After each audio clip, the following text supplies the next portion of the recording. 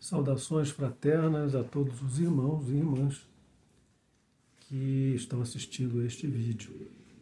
Rogamos a Deus, a Jesus, aos nossos amigos espirituais, que nos amparem, nos iluminem, nos intuindo com as palavras, as ideias mais adequadas a tudo aquilo que nós nos propusemos a conversar, analisar durante essa nossa jornada. Que Deus esteja conosco. Irmãos e irmãs, hoje eu proponho para a nossa conversa comentários gerais a respeito do capítulo 2 da parte 4ª do Livro dos Espíritos, quando Kardec analisa as penas e gozos futuros. Eu me interessei por trazer esse tema neste vídeo, porque na idade que eu estou chegando, acabam se tornando cada vez mais frequentes os anúncios de desencarnes de pessoas próximas, queridas.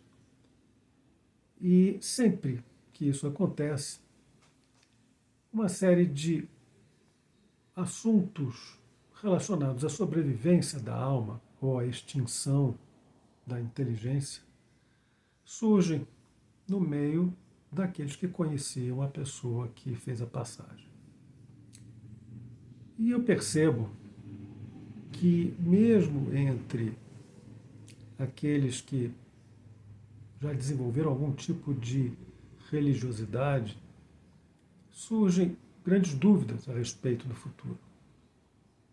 Para não dizer do desespero, verdadeiro desespero que toma conta dos autênticos materialistas. Eu chamo de autênticos materialistas aqueles que realmente acreditam completamente, verdadeiramente, que depois do advento da extinção do corpo físico vem o nada absoluto. A extinção da individualidade. Meus irmãos, o princípio, o primeiro ponto que esse capítulo 2, a parte 4ª do Livro dos Espíritos aborda é justamente essa ideia do nada. Esse pensamento de que nada sobrevive à matéria, ela é algo muito mais recente no seio da humanidade do que a intuição, a ideia intuitiva de que o nada não existe, de que não há extinção da inteligência, da individualidade, ela apenas muda de estado e passa a existir de uma maneira diferente. Eu me recordo de já ter estado em alguns velórios, em alguns enterros, onde pessoas elas demonstraram verdadeiro desespero diante do advento da morte do corpo físico, porque honestamente acreditavam que aquilo significava a extinção da pessoa que partia. E era muito difícil encontrar palavras para consolar esses indivíduos que pensavam ter havido a extinção da inteligência daquele que partia. Porém, Kardec, os espíritos, nos dizem que essa noção, essa ideia falsa sobre o nada mais além, é algo que chega na humanidade com mais força em tempos mais recentes, a partir da chamada Era da Razão. A razão sobrepujando a intuição, a razão, ela querendo estabelecer explicações geralmente de cunho material, para tudo o que nos cerca, orgulhosamente leva a uma crença no acaso e no nada. E como diz Kardec, para quem verdadeiramente acredita no nada, para quem é verdadeiramente materialista, não há consolações possíveis. E muito difícil se torna um diálogo com tais pessoas sem que haja uma preparação muito grande e uma disposição de ambas as partes, daquele que é materialista e daquele que é espiritualista, apresenta seus pontos para chegar a um entendimento, para chegar a fazer com que essa pessoa que crê no nada passe a identificar as evidências, vou até chamá-las de evidências concretas, da sobrevivência do espírito à morte do corpo físico.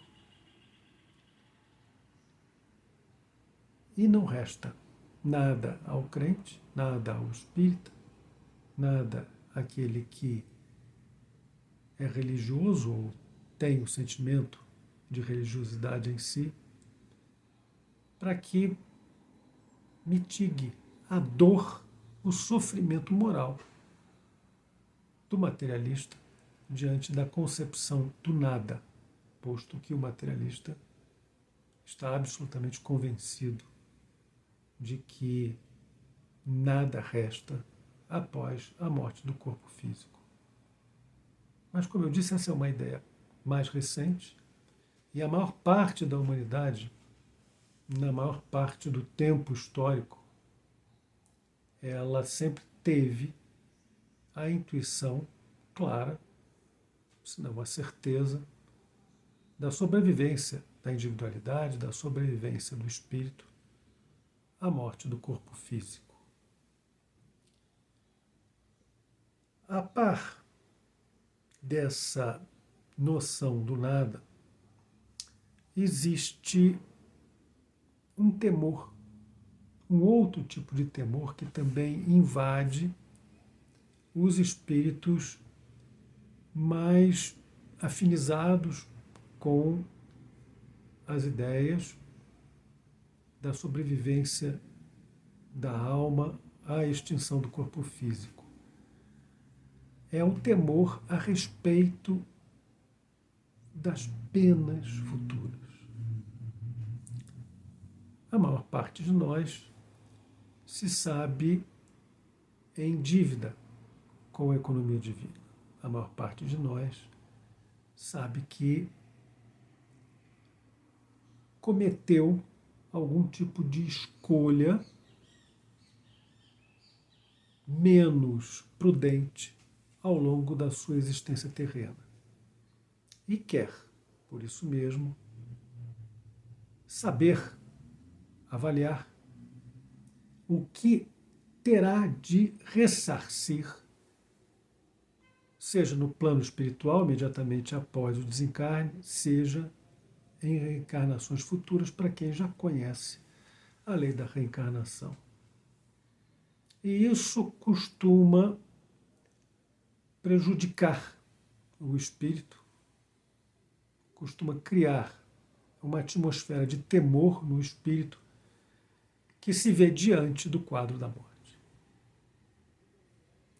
E os espíritos nos dizem que nós devemos pautar a nossa existência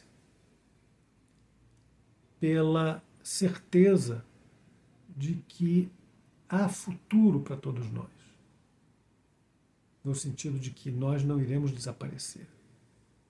Então, não cometa, não faça escolhas imprudentes, porque essas escolhas, elas serão cobradas.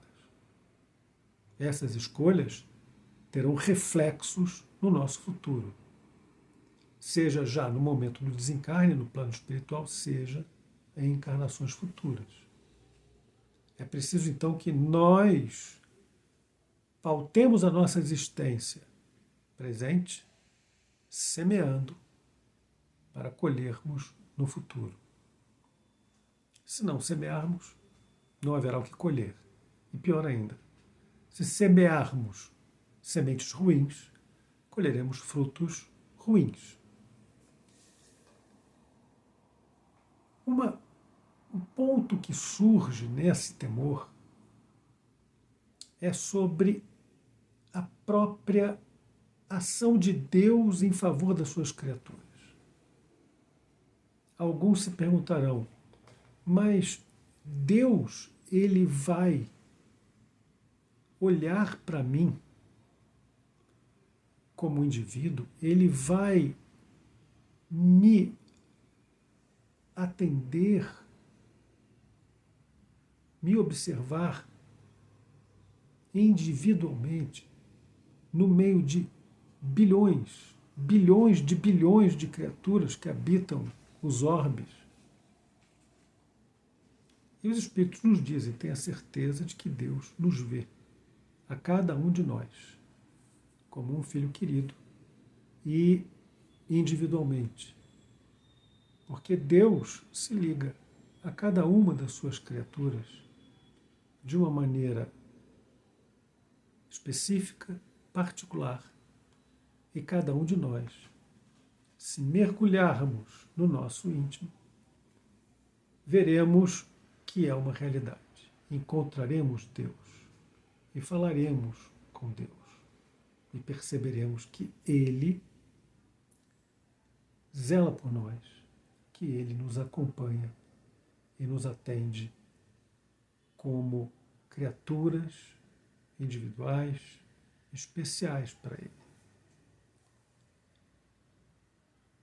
Cada vez que nós nos debruçamos sobre as ideias das penas e recompensas futuras, uma série de atavismos surgem. E o principal deles é a ideia de céu e inferno, que em tempos passados eram inclusive considerados lugares físicos, lugares com uma existência física. Então o céu estaria acima da abóbada celeste, um lugar onde os eleitos permaneceriam pela eternidade em estado de beatífica adoração a Deus, gozando de uma felicidade indescritível para nós encarnados. E a contrapartida, as almas menos nobres, que haviam se desviado no caminho, elas iriam para o inferno, também um local físico, um local geograficamente identificado, abaixo da crosta terrestre, onde padeceriam horrores todas as almas dos pecadores, daqueles que haviam se desviado. A doutrina espírita, pelo ensinamento que os espíritos nos trouxeram, desmistifica completamente tais crenças e desmistifica a crença das penas eternas. Sabemos, pelos relatos dos espíritos, pelos relatos daqueles que já desencarnaram, que já foram para o plano espiritual antes de nós, que não existem locais físicos específicos para onde são destinadas as almas enobrecidas do bem e aquelas desviadas, afeitas ao mal. Não existe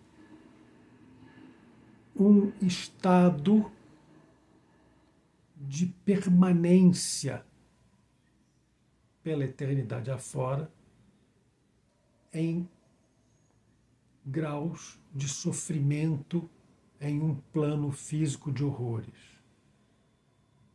Assim como só se conquista um espaço em planos espirituais mais felizes,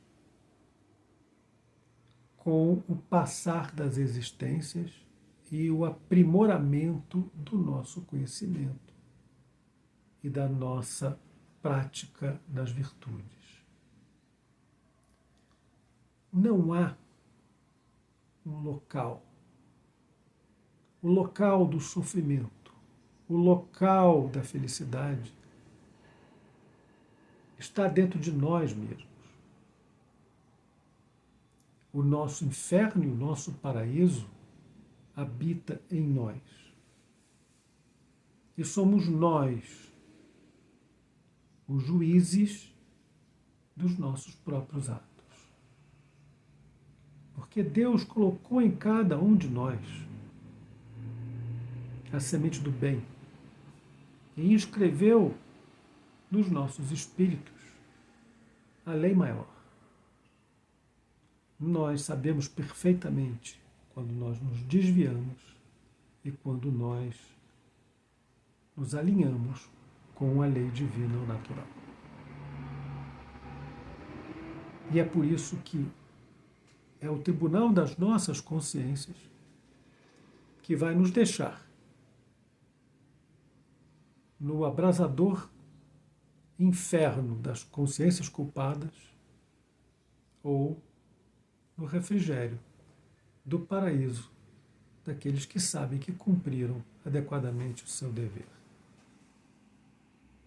Não existe céu, não existe inferno, como as mitologias antigas descreveram, ou como algumas crenças mais modernas estabeleceram.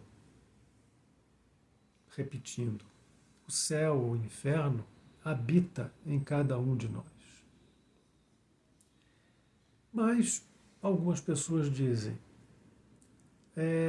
eu tenho visto filmes espíritas, tenho assistido a vídeos, tenho lido livros, e fala-se muito em umbral entre os espíritas. Não seria um umbral um inferno? Não seria um local físico delimitado, demarcado? Não. O umbral é um estágio intermediário nas proximidades de um orbe que não tenha se desenvolvido ainda para chegar a um estágio de um mundo mais feliz. Embora os espíritos possam localizar no plano espiritual essas regiões, o fato é que os espíritos não estão presos pela eternidade a estas regiões.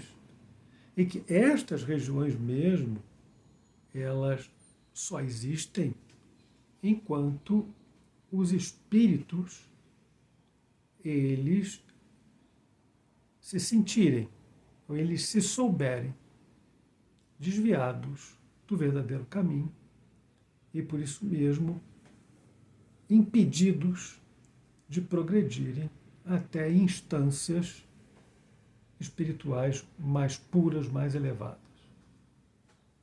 A Terra, como um planeta de provas e expiações, ainda nesse estado de planeta de provas e expiações, tem uma região umbralina que é compatível com o número de espíritos que se sentem, se sabem devedores da economia divina.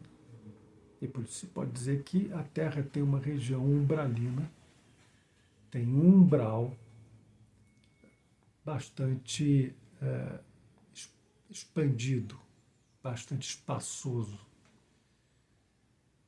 Mas isso também é transitório, não é eterno. Assim como não é transitório, não é eterno o estado dos espíritos que se localizam temporariamente nessas regiões umbralinas. Mas as pessoas, elas também se preocupam com algum tipo de relação de causa e efeito a respeito de penas e gozos futuros. Ainda por esses dias, conversando com um amigo, ele falava sobre uma pessoa que cometeu um determinado crime, digamos, um crime de sangue, utilizando uma arma branca. Que essa pessoa, numa outra encarnação, numa outra existência, numa próxima existência, para resgatar o seu débito, também iria perecer sob uma arma branca. Então, matou a facadas. Então, vai morrer esfaqueado numa outra encarnação. Ou vai sofrer um acidente com uma faca, com uma lâmina.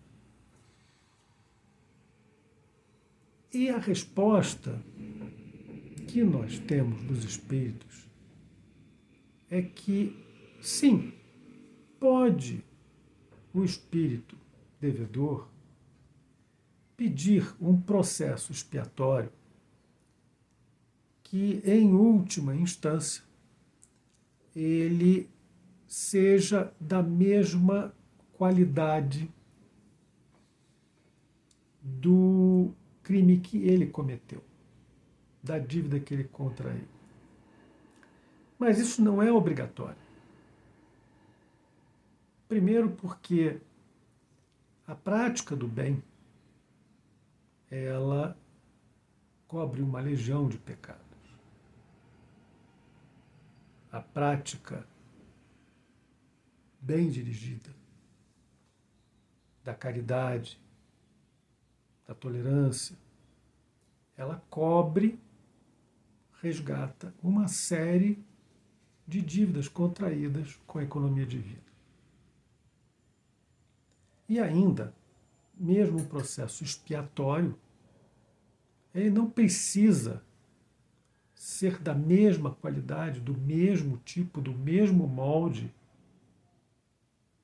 daquele desvio que foi cometido no passado. Ele pode ser de outra maneira, ele pode ter um outro formato.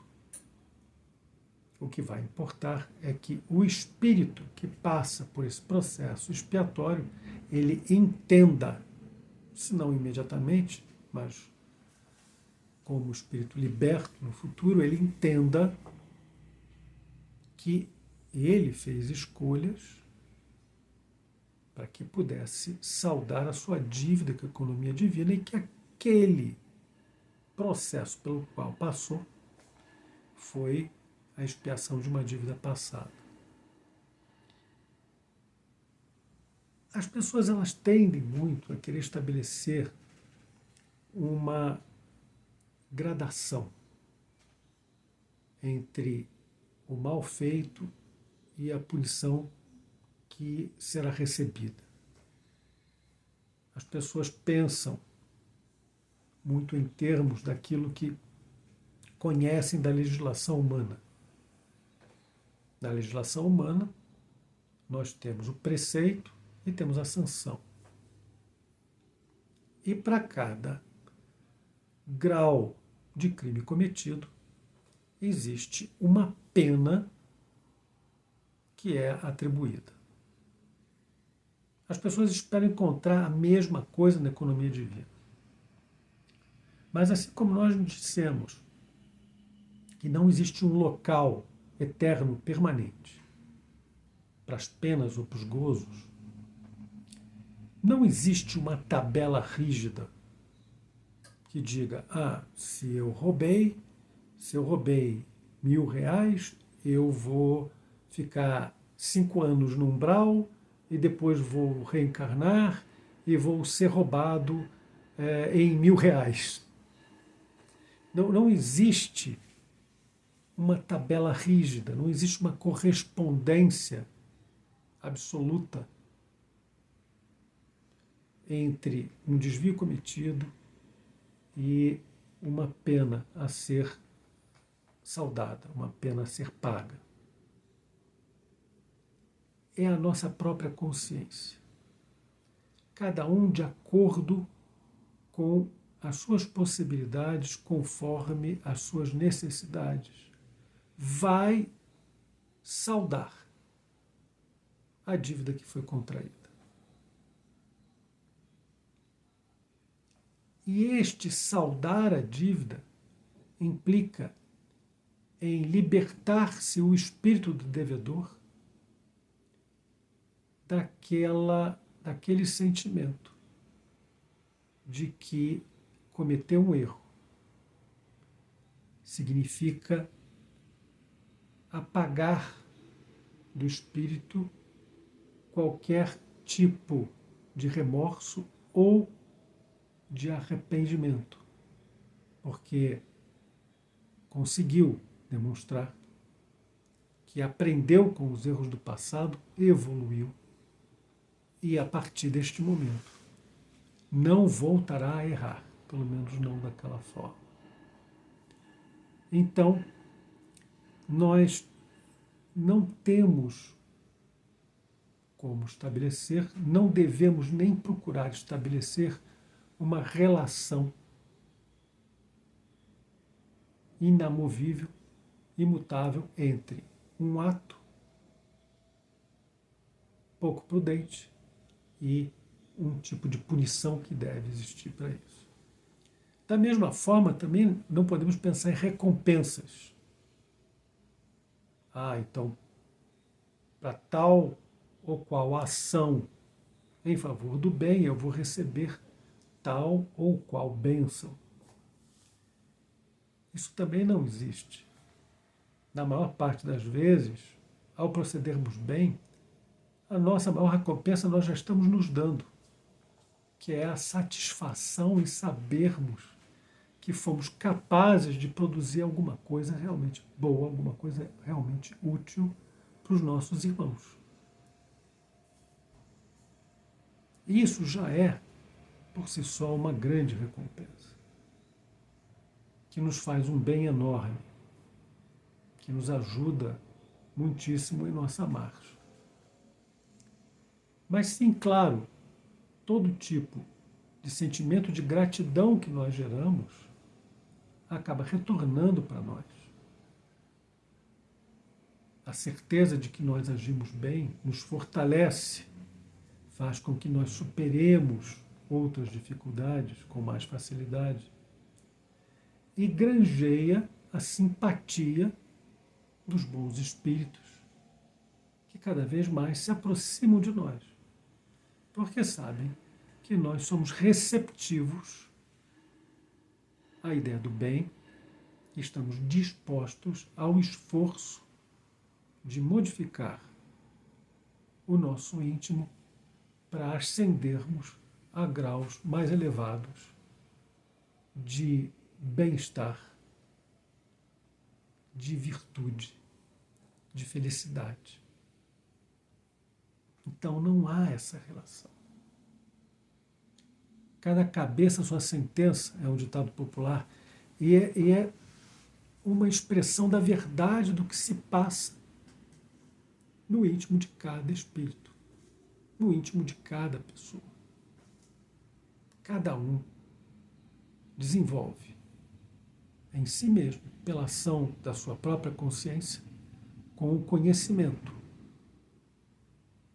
que tem da lei divino-natural, com a intuição que tem da lei divino-natural, desenvolve as próprias formas de saldar a dívida com a economia divina, ou de se sentir-se, ou de se sentir, melhor dizendo, venturoso e próximo da bondade, da divina consciência de Deus.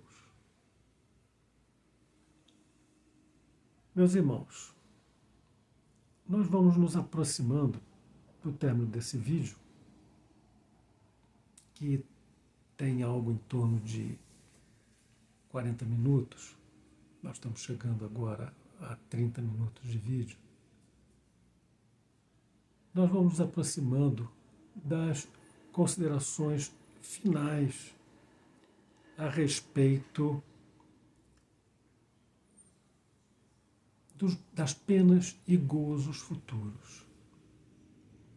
E uma última pergunta surge principalmente entre os espíritas e aquelas pessoas que, de alguma maneira, já receberam alguma notícia do plano espiritual de entes queridos que já desencarnaram.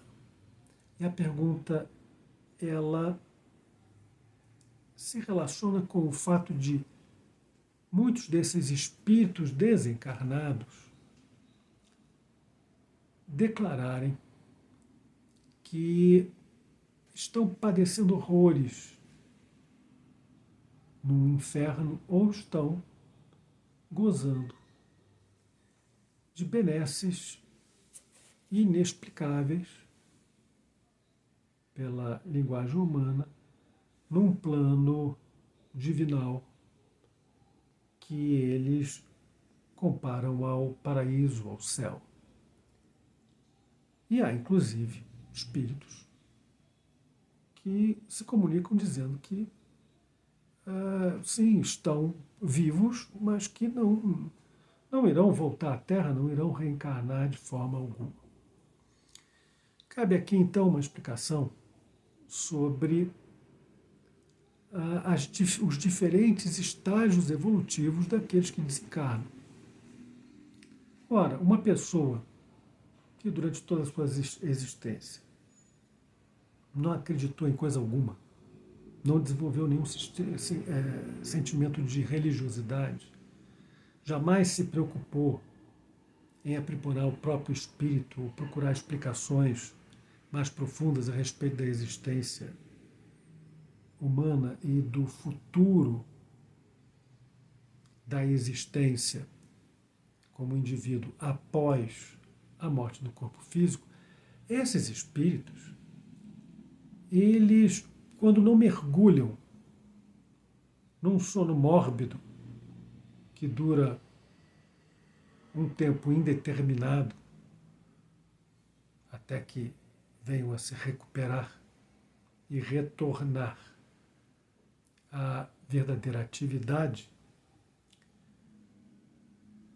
ou eles estão nesse estágio de completo alheamento, ou eles se veem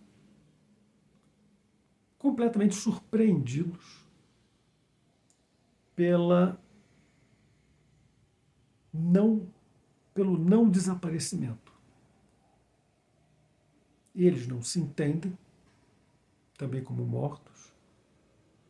Muitos permanecem ligados ao plano material e se acreditando ainda possuidores de um corpo físico,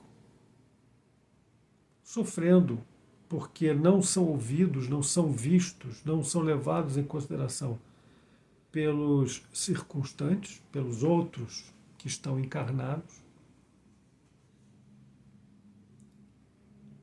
ou ainda revoltados, desenvolvem um sentimento de revolta, porque são colhidos pelos seus próprios pensamentos e vibrações espirituais em planos onde há muitos outros espíritos sofredores no mesmo estágio de si. E eles se consideram injustiçados, eles não entendem por que estão ali. E esses espíritos, eventualmente, eles se comunicam, eventualmente, pessoas próximas, parentes, sabem da sua existência, recebem informações sobre a sua história após o desencarne e dizem, bom, falam que não tem um inferno, mas ele está no inferno. E ele próprio, o espírito desencarnado, ele diz que aquilo é um inferno. Voltamos à nossa explicação de que o céu e o inferno está dentro de cada um de nós. Quantas vezes, falando sobre a nossa própria existência presente, conversando com um amigo que pergunta como é que nós estamos, nós nos referimos a algum tipo de sofrimento, a algum tipo de situação em que estamos passando por um inferno. Estamos no inferno. A minha vida se tornou um inferno. E por aí vai. Ora, para nós encarnados, isso pode ser uma figura de linguagem. Para o desencarnado, em que o mundo interior é muito mais real para si do que para nós encarnados, em que tudo o que nós, espíritos desencarnados, produzimos pela ação do pensamento, se concretiza no nosso plano existencial, espiritual, verdadeiramente se vive no inferno. E para aquele que não conhece as coisas do espírito, não conhece os mecanismos do além-túmulo, não tem rudimentos desse conhecimento, pelo menos, é natural que ele ache que aquilo é inferno. E, inclusive, um dos padecimentos que o espírito desviado do bem sofre é, pela sua própria ignorância, acreditar que aquilo é uma pena eterna, que aquilo é um estado permanente, eterno, e que não vai se mudar. E daí, inclusive, muito da dor e do sofrimento que ele desenvolve. Porque ele acha que aquela circunstância que o acabrunha, que o deixa infeliz, ela é algo permanente, imutável, eterno. Natural que esses espíritos eles voltem e digam: eu estou no inferno. É um ignorante falando daquilo que mais o aflige e que ele acha que não vai ter solução. Espíritos um pouco mais evoluídos, mesmo que ainda sofredores, eles entendem que aquele sofrimento derivado das suas próprias ações, consequência das suas próprias ações, é algo também transitório, que ele, como espírito, pode, através do resgate, através do autoaprimoramento, modificar. Aqueles espíritos que, não estando em uma situação moralmente ruim, declaram que não existe reencarnação, o fazem simplesmente por ignorância. Eles expressam aquilo que eles acreditam, aquilo que eles acham, aquilo que é a impressão deles. À medida que eles cresçam em conhecimento, eles vão entender que a reencarnação é uma lei inexorável que atinge todas as criaturas e que já atingiu a ele próprio e vai continuar atingindo, porque é uma lei natural, eterna, imutável. Mas, pela sua própria ignorância, como eu disse, pelas suas limitações, ele vai dar uma declaração dizendo que não existe. Não existe reencarnação, porque ele não tem essa perspectiva, ele não tem essa noção, essa ideia de que virá um momento para retornar à matéria, para continuar com o seu aprendizado, a sua evolução e fazer resgate do passado. E assim, meus irmãos, nós vamos encerrando essa passagem muito rápida pelo capítulo 2 da parte 4 do Livro dos Espíritos, convidando aos irmãos que façam a leitura desse capítulo, que procurem maiores informações na codificação espírita a respeito do advento do desencarne, a respeito da existência do espírito no plano espiritual e do retorno do espírito à matéria para continuar na sua jornada de aprimoramento e instrução.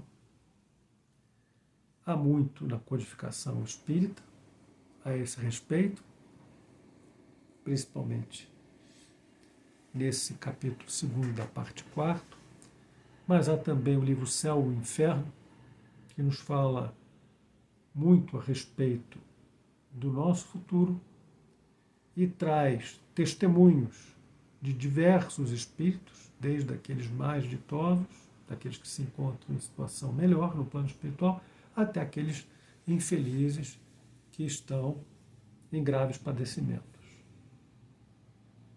Tudo isso Kardec ele organizou na parte 2 do livro Céu e Inferno. Há também referências a respeito desses estados ditosos ou infelizes no Evangelho segundo o Espiritismo e mesmo na Gênese segundo Allan Kardec.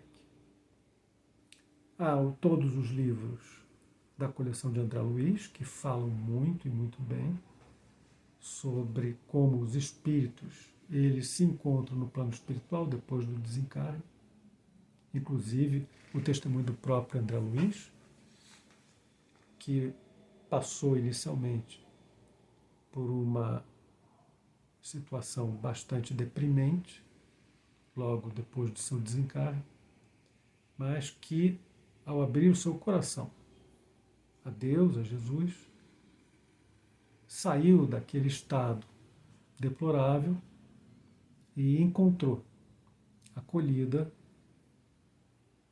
junto a espíritos enobrecidos que lhe deram informações, instruções a respeito do plano espiritual e possibilitaram, inclusive, que ele trouxesse, através da mediunidade de Chico Xavier, uma série de informações úteis para todos nós a respeito do que nos aguarda no nosso futuro. Há outros livros, muitos outros livros.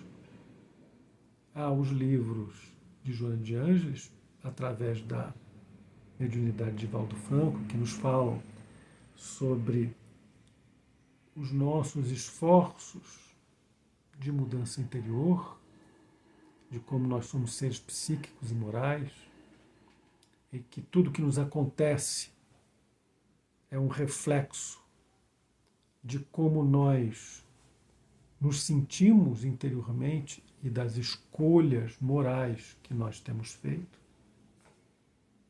Um convite a que nós encontremos a nossa verdadeira destinação, mergulhando no nosso interior, indo em busca daquilo que Joana de Ângeles chama o nosso self, reproduzindo provavelmente aquilo que Carl Gustav Jung já tinha falado anteriormente, como pesquisador encarnado. E assim, nós temos em toda essa extensa bibliografia espírita uma série de explicações e de informações que podem nos preparar para o nosso momento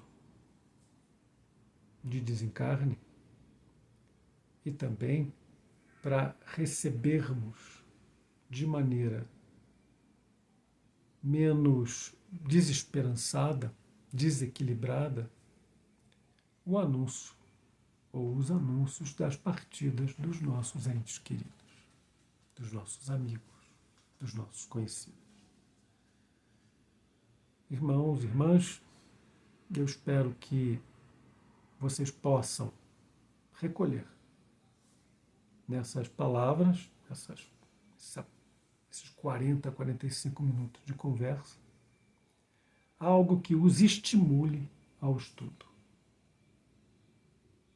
E que, de imediato, pelo menos algum tipo de consolação possa trazer aos vossos espíritos. E tenham certeza de que o conhecimento da vida espiritual, o saber que nós somos eternos, ou melhor dizendo, somos sempre eternos, porque um dia nós tivemos um começo, um dia Deus decidiu nos criar. Como nós não iremos desaparecer, essa certeza, ela nos dá tranquilidade, pavimenta o nosso futuro, apoia todas as nossas decisões presentes, influi, constrói essas decisões, porque nós sabemos que tudo que nós tivermos plantado, nós iremos colher. Bons frutos, maus frutos, mas também que tudo é temporário. Tudo é apenas um momento de aprendizagem, de desenvolvimento pelo qual nós passamos. Que o destino para todos nós, pela lei do progresso, que é um capítulo da lei divina natural, pela lei do progresso, todos nós chegaremos ao estágio de pleno entendimento, plena felicidade, de comunhão verdadeira com o Pai Criador. Meus irmãos, eu desejo a todos ótimos dias. Este vídeo pode estar sendo visto de dia, de noite, a qualquer horário. Então, tenhamos ótimos dias. Façamos escolhas prudentes e tenhamos um futuro ditoso com base no conhecimento, nas nossas escolhas, nas nossas ações. Deus nos ampare, Jesus nos ilumine e os nossos amigos espirituais caminhem ao nosso lado, nos ajudando em nossas boas predisposições. Fiquem todos com Deus.